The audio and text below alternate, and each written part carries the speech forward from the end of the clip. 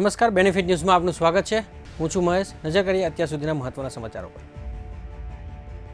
કડી બેઠકના આપના ઉમેદવાર જગદીશ ચાવડા અને કોંગ્રેસના નેતા જિગ્નેશ મેવાણીના ફોટો થયા વાયરલ. જગદીશ ચાવડા રાષ્ટ્રીય દલિત અધિકાર મંચના સક્રિય સભ્ય. જિગ્નેશ મેવાણીએ કરી હતી રાષ્ટ્રીય દલિત અધિકાર મંચની રચના.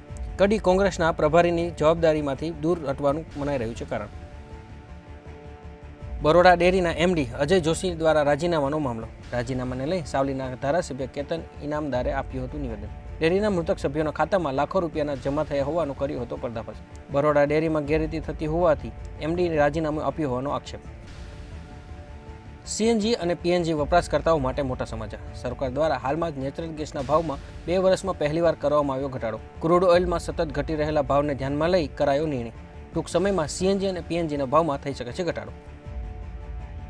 રાજકોટ ધોરાજી નજીક ખાનગી બસ અને ટેન્કર વચ્ચે ગમખાર અકસ્માત. બસમાં સવાર 40 જેટલા મુસાફરોમાંથી 10ને પહોંચી ગંભીર ઇજા. ટેન્કરમાંથી ઢોળાયેલું તેલ લેવા માટે હાઈવે ઉપર લોકોની પડાપડી.